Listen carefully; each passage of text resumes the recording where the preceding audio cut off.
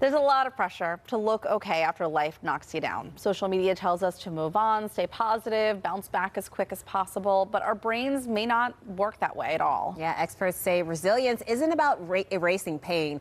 It's about adapting through it. And some of the strongest people are actually the ones who allow themselves to fully feel what they're experiencing. That's right. Dr. Katie Stewart is here to help us unpack the science of resilience and what healthy healing really looks like. So happy to have you here. I know, this is so important. It is important, and yes, it can be a tough conversation, but I think it's a good one to have because it kind of contradicts everything we've been taught and told. Absolutely. What's the first thing we hear? Stay strong. Oh, yeah. Stay right? strong. Yeah. Right. Like, you'll be just like you were before. You'll be fine. You'll be fine. It'll be, you know, that's not what this is about. Yeah. Oh, we're not meant to bounce back. There's no going back. Right. Right? Resilience is actually our capacity to adapt. Right.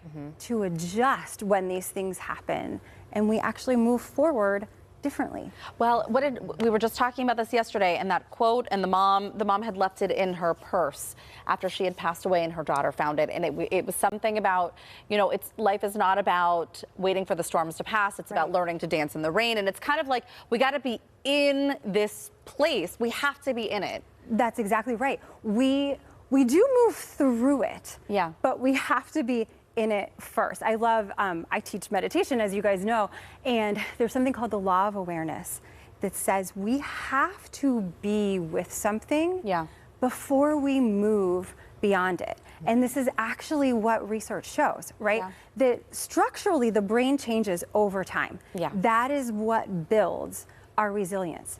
So these difficult things, as difficult and terrible as they are necessary to build resilience. And one of the most consistent findings in the research on resilience is that distress and resilience are present in the same person at the same time. Oh, so that makes a lot of sense because when I think about going through a storm, I think about feeling all of the emotions and letting yourself be sad and angry and, you know, whatever it may be, just heartbroken, and not avoiding those feelings, but allowing them to set in. That's exactly what you should be doing. Yeah. And unfortunately, what we hear a lot of the time is just think about something else, right? Yeah. Just keep moving. And sometimes in specific situations, we have to do that.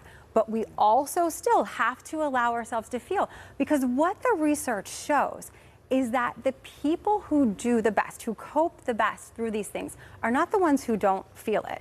Yeah. In fact, they're often the ones who feel it deeply, sit with it, process it, and then have a new narrative that incorporates all of it moving forward. Right.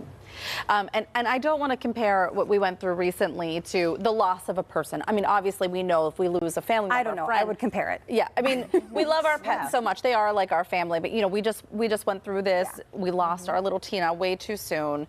And it was such a tough decision. Here's pictures and video of her, my sweet little baby Angel Cakes, and she was the quirkiest little dog. But you know, when we made the decision to do this, this is the day that we brought Tina home. I wanted to share this video because she brought us so much joy in the short time. What's hard, I think, when you have children is that you want to be in those feelings yourself, but you're also trying to help manage your kids through those hard feelings too. And as I'm driving home, I was alone when we made this decision. I'm in the car alone, and I'm like, what can I do? How can I fix this? Because I feel like, oh, we have to fix this, right? But you're How do I not fix even this? fixed. No. But so I stopped at the milkshake factory. And so when I got home, I brought home milkshakes and chocolate for the kids. And I said, this doesn't fix anything. But I always find that a small piece of chocolate, like something comfortable, like can bring you a little bit of joy when you're going through something hard. I don't know. Well, no, but you're just trying as a parent to do the best thing. Right. And the thing is, you need to create space for them and for yourself. Right. Right? And we don't want them, because there's a difference between feeling these things and attaching to them and wallowing in them. Right. Right. So you're showing them, listen, we are so sad. We are going to miss Tina so much. And we can still experience joy, right? Both are true. Yeah. Two things can exist at the same time. And you need then to take that space, right? Make sure the kids are not fixed, but they're okay for now. and then you get to go have your experience of it also. Yeah, I when I love that. took the 2 bars of chocolate Yes. and sat by myself. Yes, maybe in the ate them hot all. tub. I did. I was just like, I just need all the chocolate right But now. that's the thing, right? We need to do that Right. because we come out of this different. We're not Right. trying to go back to pre-Tina. Yeah. We're who we are now, having experienced Right. Tina. Oh, I love love you for I that. love that. Thank you. Thank you. Oh, I could keep this conversation. I know. love it. Okay. Well, if you're interested in booking a session with Dr. Katie Stewart, we will have that information for you on our website, kdka.com/talkpittsburgh. Still to come on the show, KDK's Barry Pintar standing by in the newsroom with the stories you don't want to miss tonight on the KDKA Evening News.